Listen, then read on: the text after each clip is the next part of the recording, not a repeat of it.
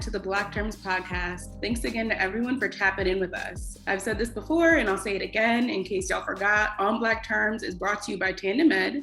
We are living, learning, and leading alongside community. Tandem is a consulting organization that exists as a healthy bridge between community and institutions. I am Dr. Norel Edwards, Director of Communications and Creative Content at Tandem Ed. I'm co-hosting today's episode with the lovely Jason Rivers, our Managing Director of Services and National Director of Tandem Ed's signature program, Own Your Story. This episode will be talking about Black business and innovation. We have a special guest, co-founder of Shoppe Black, which connects Black businesses with customers, partners, and resources. Shoppe Black supports Black-owned businesses around the globe. So Tony, tell us more about Shoppe Black, probably better than I can, and just how it got started and how you highlight Black businesses. Sure. Well, first of all, thanks for having me. Pleasure to be here. Shoppe Black was inspired back in late 2014. And this was around the time of the Mike Brown shooting in Minneapolis. So what me and my wife, who's my co-founder, were seeing online were lots of calls for boycotts and support Black businesses, which that actually happens like every time, someone gets shot. That's kind of like the go-to, I guess, response. But in this particular instance, we were like, all right, so the questions that we were seeing online were along the terms of, okay, well, I want to support Black businesses, but if I have X product that I'm using right now, what is the Black-owned alternative that's of equal or better quality, right? And, I had answers to these questions, either because I had a friend who had a business or I was just doing research on these things on my own for my personal gain. So started putting information out there like, hey, well, you can find this here or you can find that there. And I could tell there's like such a huge demand for this information that I was like, all right, well, this seems like a way where these businesses can get all the eyeballs and attention and the attention that they deserve. And they can be empowered at the same time. So taking a quick step back, I personally find entrepreneurship to be the most viable vehicle for wealth creation in the Black community globally. So I'm like, oh, I can put some content out about these businesses. My background is in marketing. So I'm like, all right, I want to market these things. I want to create a site that looks great, and I can empower them at the same time. And hopefully, fingers crossed, help someone start creating like some generational wealth in their community at some point down the line on a global scale. So start putting some content out, whether it's like vegan restaurants in Atlanta or Black realtors you should check out, whatever. That kind of blew up, and we had several articles go viral. We're featured on quite a few, I guess, larger networks. And during that time between then and now, certain things happened in the culture, whether it was like a racist incident at H&M or Gucci or something like that, or something at Starbucks where people were like, oh, now we're about to look for some Black stuff because we F y'all. So our traffic would usually go up around those times and things would go viral. So fast forward to 2020, we'd amassed I guess a following of about 400,000 people across email subscriber list and social media. And the site was getting, quite a large number of views every month, upwards of like 500,000 to 2 million on a good month. And at this point, we're trying to figure out, okay, so we've got content, people are coming to the site. What is the next thing we can do to empower business owners? So we're now looking at how do we create, whether it's a directory or some marketing tools that would help them get in front of more people and help them be seen and connect them with funding sources and investors, things of that nature. So yeah, that's kind of where we are now. Good, Jason. Man, that's it's super dope model, Tony. And so I think you said early on, did you mean Missouri? You said Mike Brown. Mm-hmm. You said the kind of the emphasis. Did I say Michigan? I think you said Minneapolis, or it might have been. I just wanted it Minneapolis. I think you might have. I just wanted to make sure we were all the same page. Yeah, I might have said. I was trying to say whatever the correct one. I know there's been. Unfortunately, it's way too many. So what a great idea, and to your point around when we see injustice and harm happening to us, and the expression that people have to want to do something different, and you all create a solution there.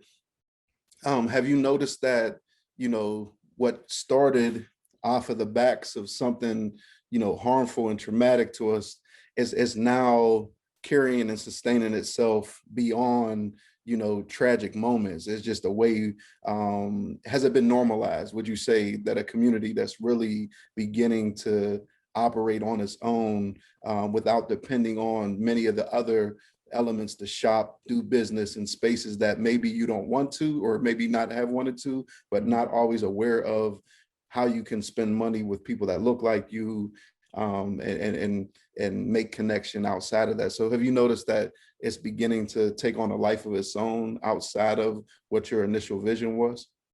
You mean in terms of like the buy black or shop black movement? Yeah, and the way that even those that you've created platforms for, like what they're doing with that platform, and kind of creating vision off of the vision that you built. Sure.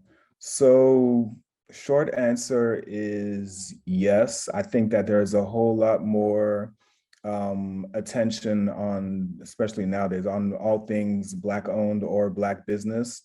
I think that, and not just myself, there are even like, other organizations, whether they're smaller, same size or larger, who now quote unquote get it and are coming up with initiatives that are empowering business owners across different industries and are helping them get to the next level, whether it's law firms are like, all right, let's give out some free legal advice. You wouldn't have been able to afford this without us, but hey, we're going to give this out to a number of Black businesses.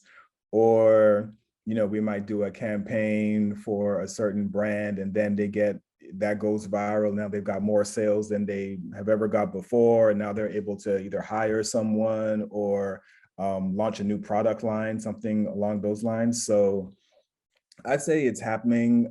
It's not happening as fast as I would like it to, but these aren't overnights. These aren't overnight things. So, but yeah, things are happening, but they're just happening slowly.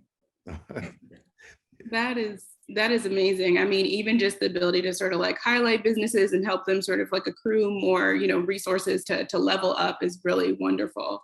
I'm wondering though, what impact the pandemic has had or that you've seen on Black owned businesses? Because I know, last year we'd heard numbers about, Black owned businesses had taken a big hit of as much as 40% of them, which is almost half. I remember reading in the Washington Post about, Ben's Chili Bowl, which is like an iconic Black owned restaurant in DC. And they were afraid they weren't going to make it because they, originally were denied the PPP loan. So just curious kind of like what you're seeing in terms of the landscape of Black owned businesses and the pandemic, if they're rebounding or if we're still kind of hurting. Sure. So I'm seeing a little bit of both. I think I've seen that article as well about the 40% of Black businesses taking a hit. And I think that they're like different experiences, right? I'm not saying the 40% number is incorrect. I'm not saying, like TLC said, is actual and factual either. I'm just saying that the type of person that I am, I'm wondering, okay, out of those 40%, how did you define Black owned? Was it mainly brick and mortar businesses that relied on foot traffic? Was there a range of sizes in the businesses that were surveyed? Because, yes, again, brick and mortar, like the mom and pops felt that they took a huge hit. No one's coming in your your whatever business that you have, your coffee shop, your barbecue joint, your barber shop, whatever it is. But the businesses that are online, the e-commerce businesses, they were doing great. We profiled one business, Urban Eden, they're a skincare brand, and they had like a lot of online businesses, like their best year ever, period. So they did like 2 million during the pandemic. And there were lots of stories like that of people blowing it out the water e-commerce wise during the pandemic. But yeah, the mom and pops kind of like felt it. The software providers and the e-commerce, they did a lot better.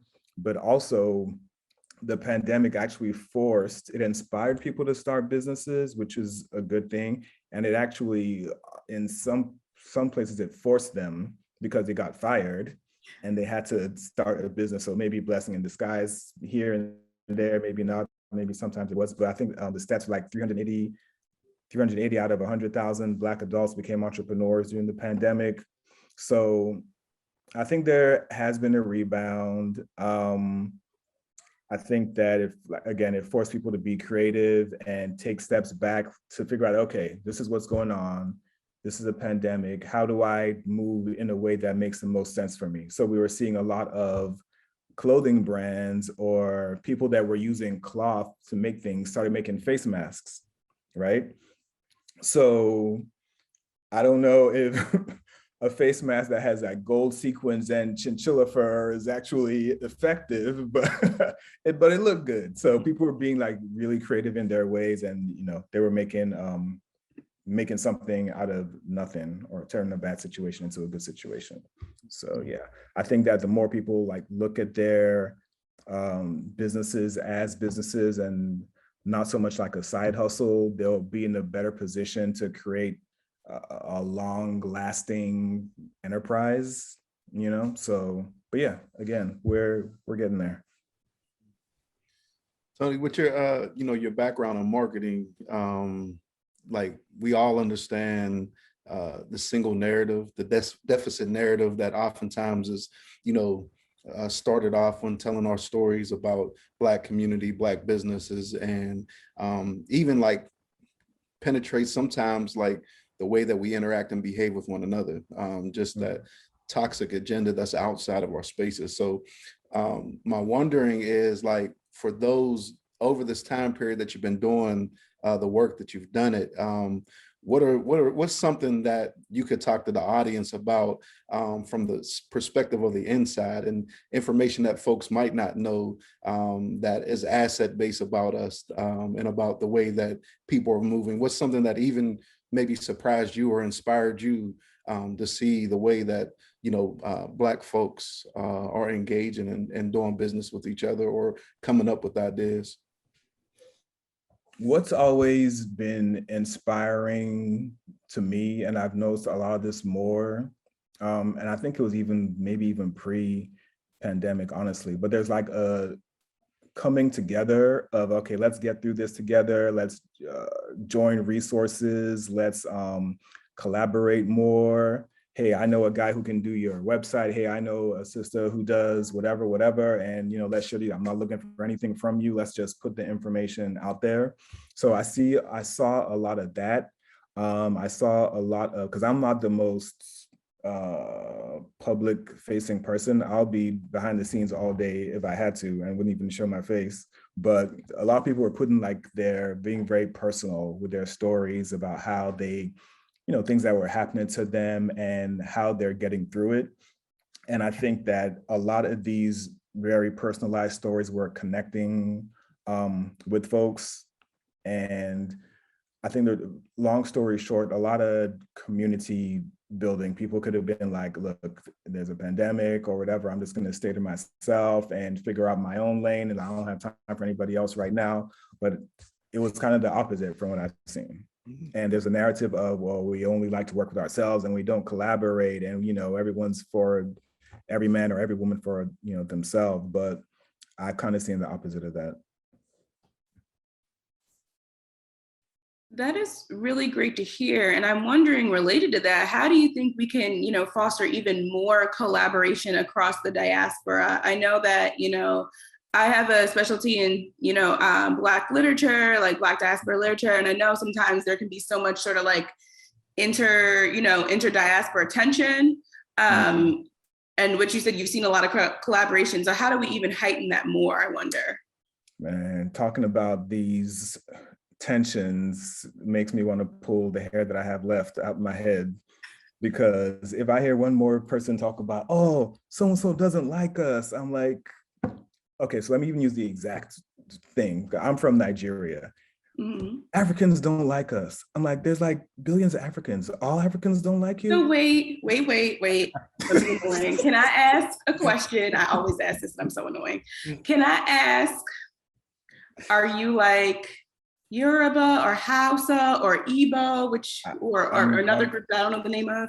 yeah, I'm Yoruba. Okay. Yeah, yep. So, I mean, again, I was born in London, moved to Nigeria when I was 5, lived there until I was like a teen when I came here for college, and I've been here pretty much since. So I tend to look at things from a global perspective.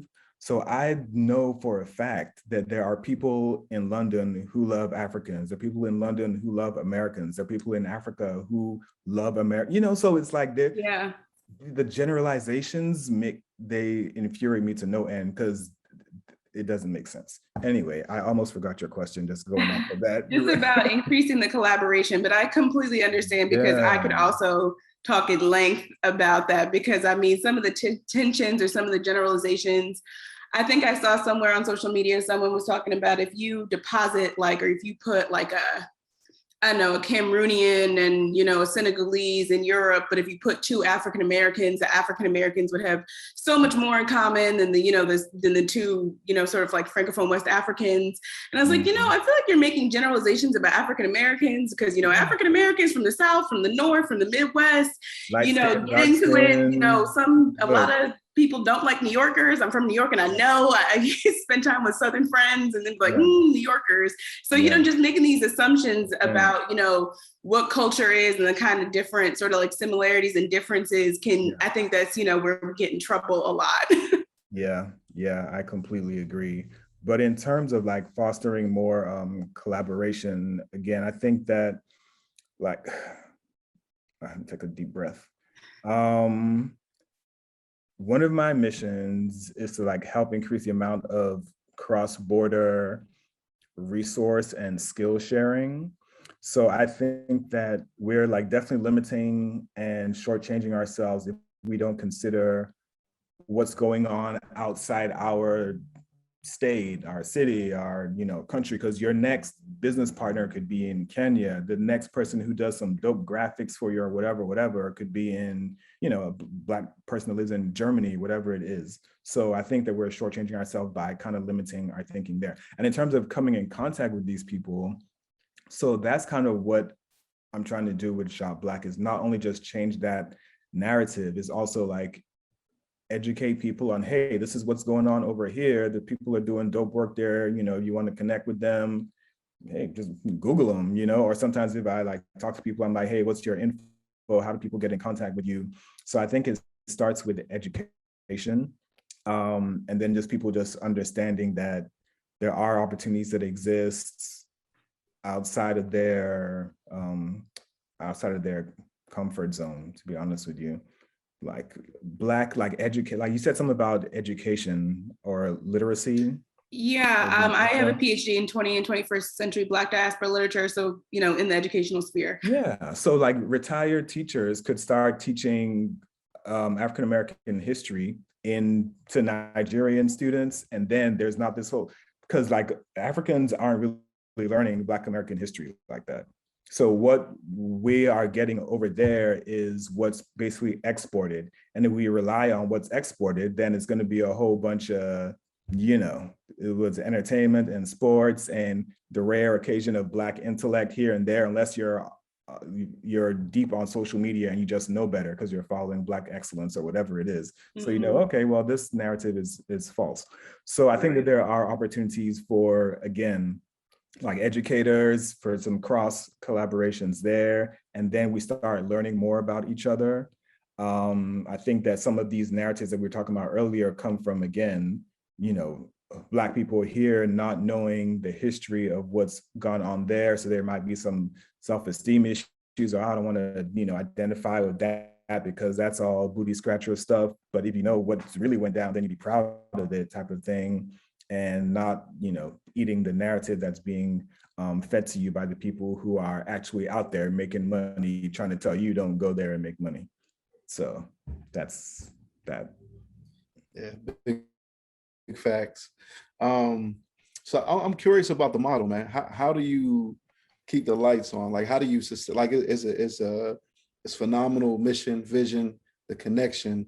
How has it become profitable for you? What's the framework that you put in place, the nuts and bolts to sustain what you're talking about? Yeah, I mean, so we offer promotion and advertising services, to business owners. One thing that I guess when we started getting a lot of traffic, we would get like messages from, everybody from someone who just started their business yesterday and doesn't have a website to people who I guess are more established and they're like, oh, could you feature us? Do you do promo? Da, da, da, da. What we're trying to do is set like a standard for, okay, like as a business, you should have like certain things in place, like website, that looks decent. Your Instagram doesn't have to be glossy and whatever it is. We just kind of like that. So we just did ours like that. But, just don't have like, just simple stuff like no blurry pictures and your links should be working. So just, again, the basics. And then if you don't have those, we can now offer you the tools or the services to help you get you there. So if you're like, hey, I want to be featured on Shop Black, but I don't have a website. Okay, we can create a website for you.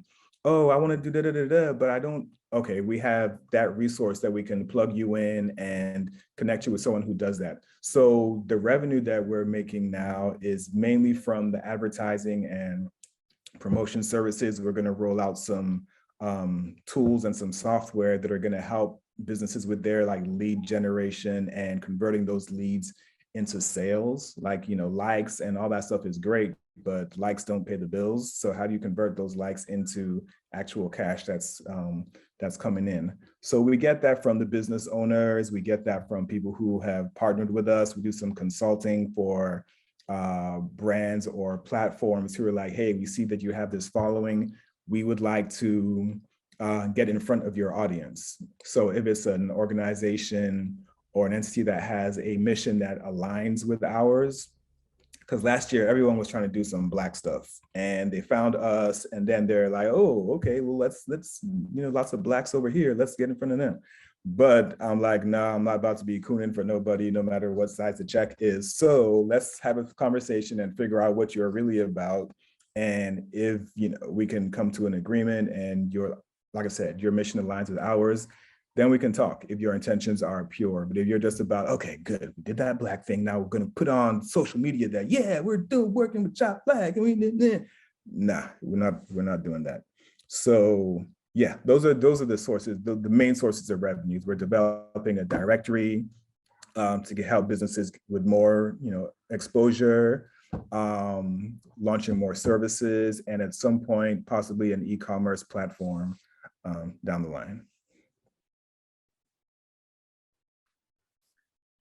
Thank you for really kind of helping us understand how the pieces connect. So I'm curious because I watched, a couple of the videos you have, including Sister Sci-Fi, which is so awesome, as a literature nerd.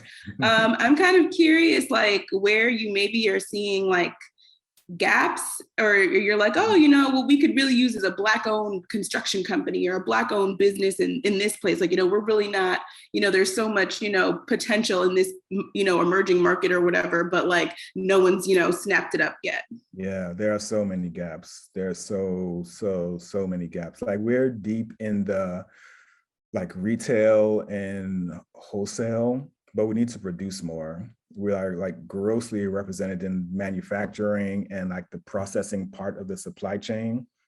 So I'd like to see more businesses that offer like business to business solutions. So you're operating on like a larger scale. The gaps, I'd say the gaps are more that I've seen, again, are in the beginning, the manufacturing and the processing part.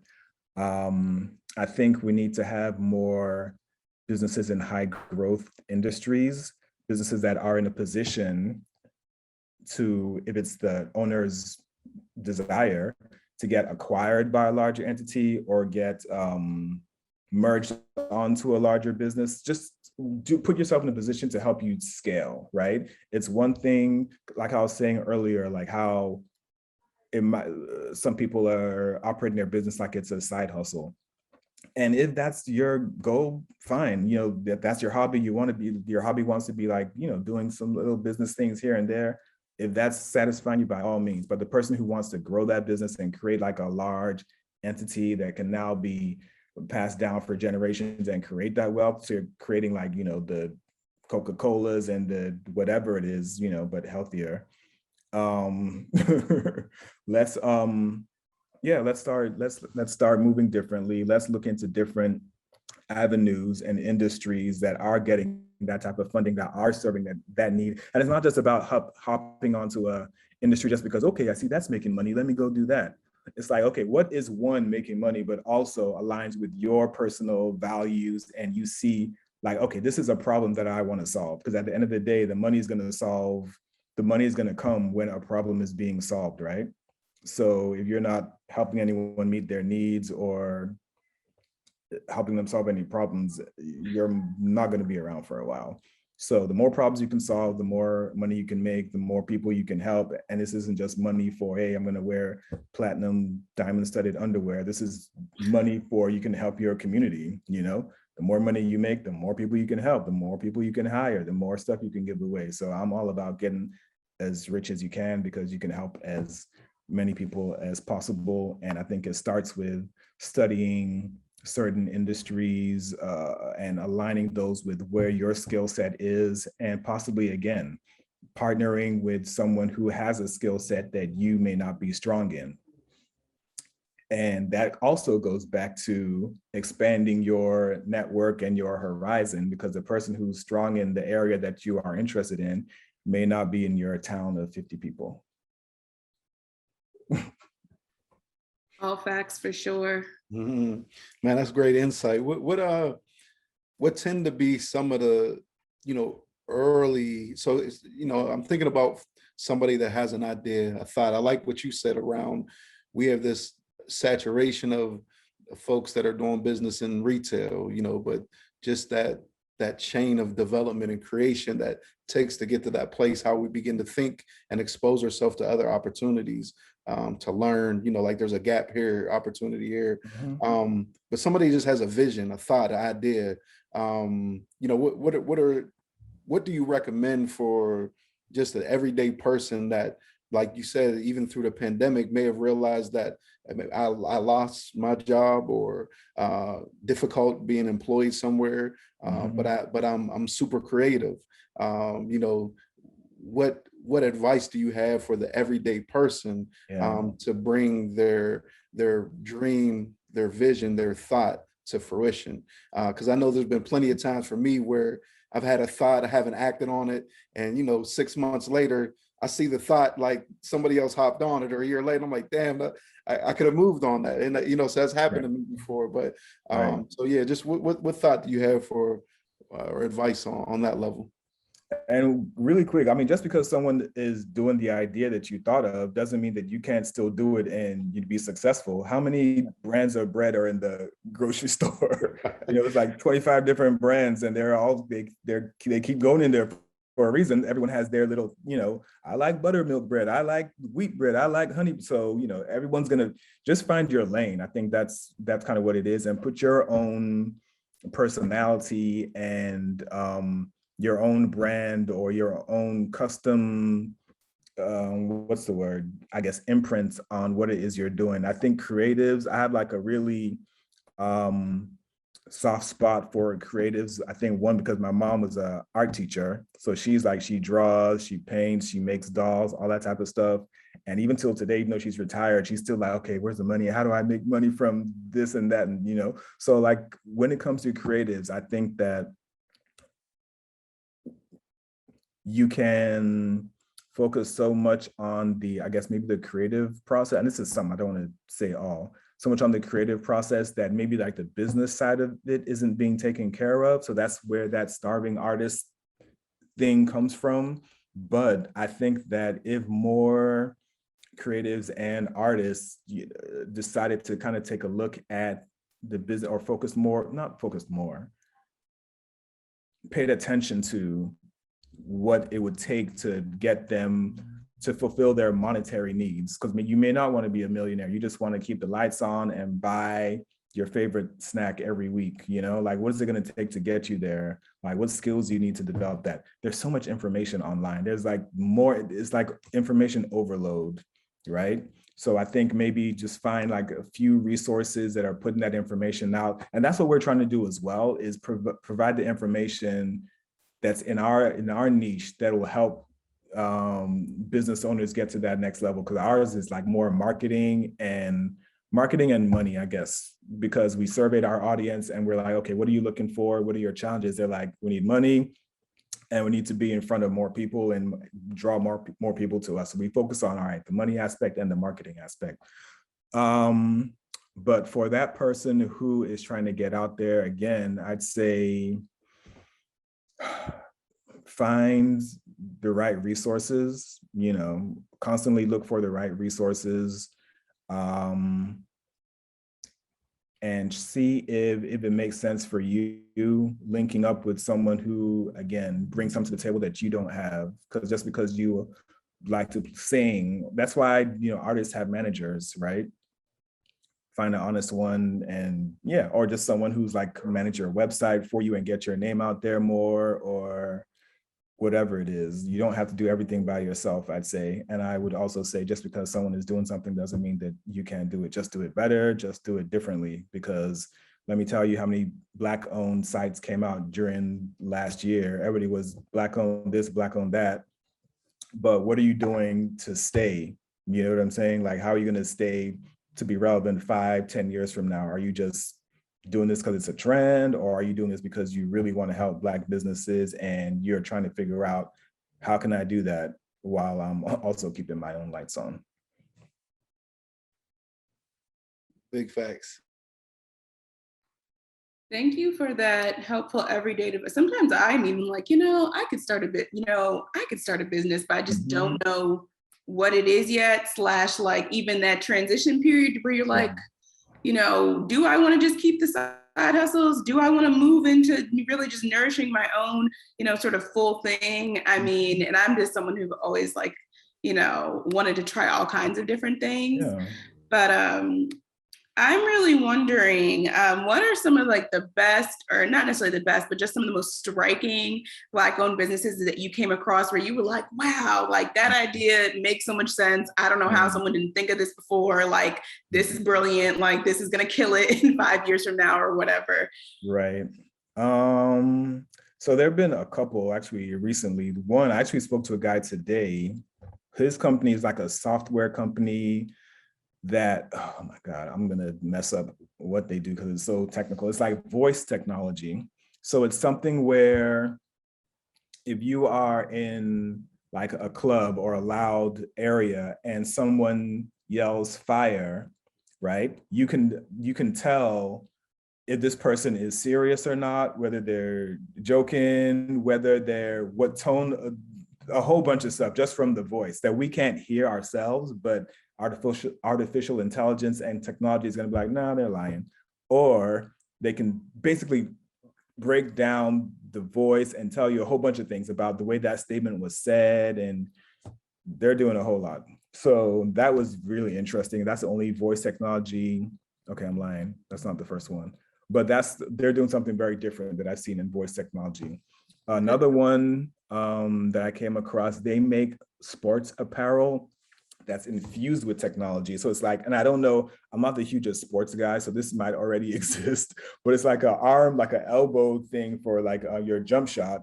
And it tracks or stores information about how you shot that. And then you can now go to a computer and be like, okay, well, you need to arch you need to adjust it based off of what the computer read or what the device read. So I thought that was really interesting. Another one, which is kind of more, it's basic, but not basic. It's a platform for businesses to go and buy. And when I say bulk, I don't mean bulk like, okay, 20 packs of water. I mean like 20 containers of water. And like basically a business can go, like Amazon can go on this site and basically say, okay, we want 100 million, I don't know, socks. So they can go on there and then they could purchase from that company. So I don't know where Amazon does that right now. They probably do it like where it's like they're buying it straight from the manufacturer, most likely in China or India, something like that. But this company has like streamlined that whole business to business purchase process. So where basically they're like the Amazon for businesses to go on, and you could be like the purchasing manager for Target, and you could find like a brand, your next whatchamacall, natural skincare or hair care brand on their site, and order these things in bulk. And usually when it comes to like export, there's lots of paperwork involved and customs and but they've like streamlined the whole process where they've like just made it just like, you know how easy it is to just go on some of these websites and your information's already stored and you're just buying crap that you don't even need because it's so easy to click a button. So that's how they've made it easy for businesses to do shopping online. Wow, those all sound pretty pretty cool for sure. I'm particularly interested. I wonder how that sort of like the technology and the elbow, how that really could change, sports. I mean, and that's a pretty huge industry in terms of money making. So, oh yeah, even like I'm thinking about even though away from sports, let's say like you have like a knee injury or something and you put that on, maybe it tells you you're not walking right, or I don't know, tells you how to adjust your walking, or it's some type of posture thing. Who knows? There's recovery. Look, if you can think it, you can create it. I'm big on being able to manifest your dreams. If you focus on them long enough and you focus, just it can happen. Yeah, that's it's intriguing. Has my mind going too about that device. I'm thinking a lot about the relationship between, you had talked about you're anchored in the belief around the relationship with entrepreneurism and community development, and we're big on, self-determination in the work of Tandem Ed and Own Your Story. And so just thinking about that relationship, and as Narelle has talked about, just as you were talking about ideas that you had that you might jump on about, different business ventures, I was just reminded of how much within society, nothing wrong with being employed, but right. We're kind of socialized to get a job, have a career, like those sorts of things, but not really nurture those visions that come from within you. But our community uniquely has been situated because being shut out of opportunities at times to be really innovative and really creative. You talked about, those creative spirits amongst us. But could you just talk a little bit about where that drive for you came from, that relationship with entrepreneurism, with self-determination? Like, what part of your story connected that way versus, normalizing just the employee mindset that's really cultured, especially in this country? Sure. And let me start by saying that there's nothing wrong with being an employee, because these businesses that we're talking about, they need employees to help them, move and get to the next level. So not everybody has to be a business owner. I'm not even saying that at all. For me, I don't know if I would say that the inspiration for me came really young from having an uncle, actually two uncles, that when I was growing up, my wealthiest relatives were business owners. So the ones who were able to give the most gifts, or, you go up to their house and you just have the most fun and whatever it is, they all had their own business in one way or the other. So that to me was just like, it just clicked like, okay, that's what, just have my own, have my own business, call my own shots, whatever it is. And the more I learned about, I guess, just myself and my people and where we are on the economic ladder, just being on the bottom, I'm like, you can't job yourself out of that position. It's going to take creating something that's can scale to the moon. You can't be, I don't know, when it comes to a job, you're just limited, right? That's for you, great.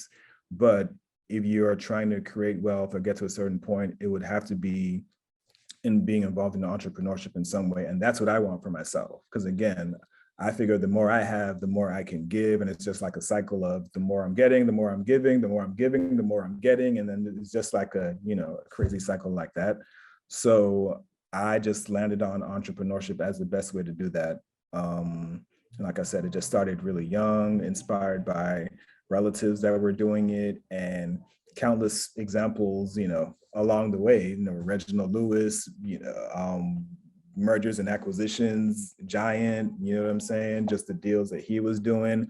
And actually in his book, Why Should White Guys Have All the Fun? There was a part where he was talking to a lawyer, and Black lawyer, went to Howard, and the guy was like, Reginald told the guy that he wanted more, or he wondered why more African Americans aren't involved in the mergers and acquisitions of businesses. So he was basically like, why aren't we more of us operating on that level type of thing? So I saw that and I was like, shit, excuse my language.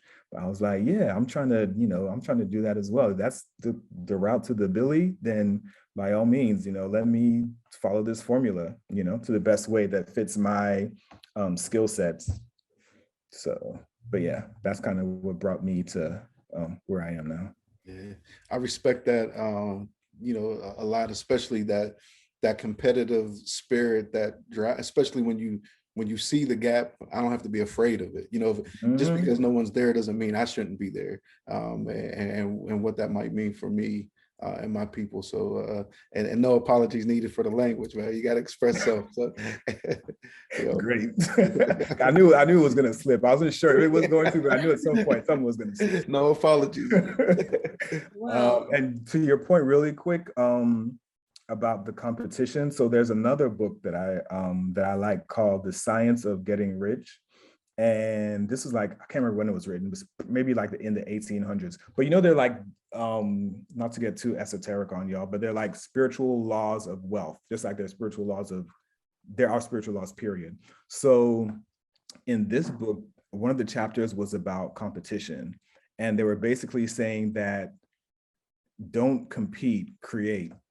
Like you can sell, just the example of being bread on the aisle, 12,000 brands of bread, right? You could be selling water on one block and you could be doing great selling your water there. And somebody the next block is selling water he's not doing as well. Why, right? So, but that doesn't mean that you both can't sell water. So instead of thinking about competition, just focus on creating what needs to be created. And if you just have the right mindset, I don't think you need to worry about, oh, this person's coming to do this, that person's coming to do that. That's just it's not going to work in your favor long term. There are competitive people out there, and they're doing great, but I don't know if that's, for me personally, I don't want to be worrying about, oh, this person's got this site coming up. What do I have to do to compete with it? I don't have the time. So just stay in your lane, learn as much as you can in your lane, keep a great, attitude, try to stay as positive as you can.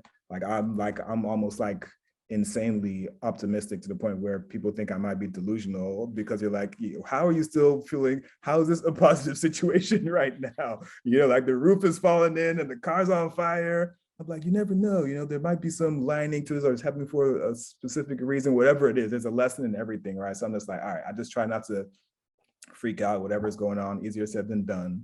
But I just think, and this is actually from another book called The Power of Positive Thinking. But yeah, I just think that you have a choice to think one way or the other. So why not just think positively about something? So you're basically like, I know you've seen this meme of this dog who's like in a house that's on fire and he's like, this is fine. You're like, this is fine. This is chill. We got it. I'm gonna adapt to the heat. We're flame retardant. We're gonna make it. Exactly. That's exactly what it is. It's all an illusion. Shout out to resilience and adapting and being positive throughout. Also want to shout out rich auntie and uncle. They are important. Those are important role models. Yeah, we need more role models like that. People don't really know what they can do until they see someone doing it. So I think the more examples we have like that, and the more people seeing things like that, maybe the more mentorship,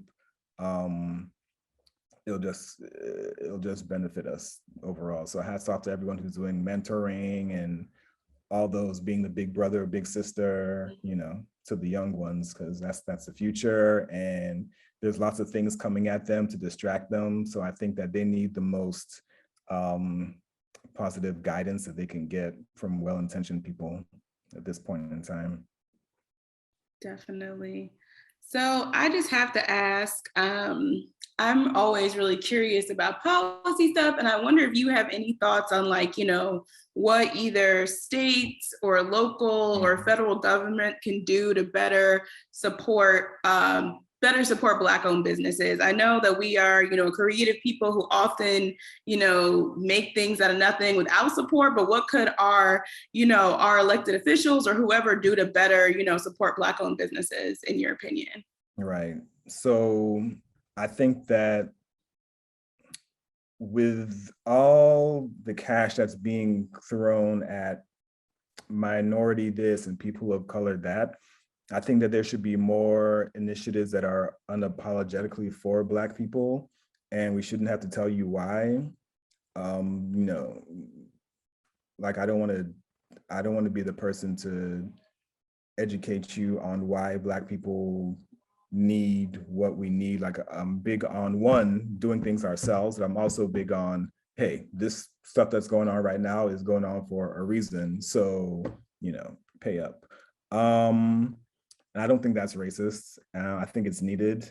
And again, I don't feel like explaining why to people who don't get it.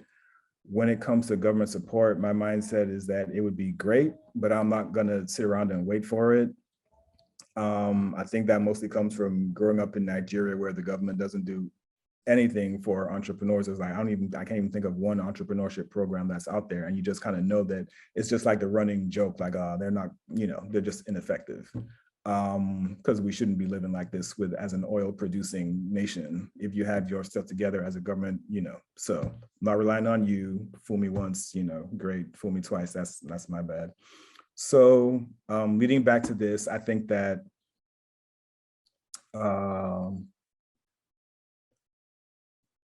what they could do is, again, focus on programs that are for Black people.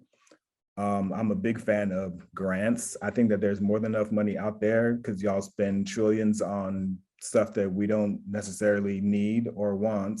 I think a lot of it needs to be diverted into business ownership, because then the business owners come up, then there are jobs, and people have jobs, and then they're not desperate doing things that desperate people do, and they don't have money. And then that all ties into their needs are met, their families are taken care of, and then the mental health is okay. And like just all the money into the places where people are gonna be whole, where there's just gonna be overall wellness. So there are ways to support in terms of resources. I think that the business owners, again, shouldn't rely on the government. There's more resources out there than anyone can, think of. But in terms of like straight cash, I think the government just needs to focus on Black people. And if it is a loan thing, just let it be as low an interest rate as possible, and provide the knowledge so that when this person gets this loan, they're not like, great, I'm going to Vegas. They know how to use this thing properly, and they're not, pissing the money away. So they're going to use that money to get to the next level, and it's not like to their detriment. So you know how like someone wins the lottery and like 6 months later they're broke and on crack, like, damn, like why? So that's who that person was before they got the money, right? So teaching people how to use it once they get it, even before they get it, I guess should be a focus. I hope I answered that question correctly. Yeah, so more education, just more education on how to sort of like spend, how to sort of like spend the money and use it in ways that'll get you more money, and you won't end up in debt or end up in, worse off than you started. That's just one part of it. Yeah. But the other part is actually, sorry if you can hear that in the background. Actually. Let it pass.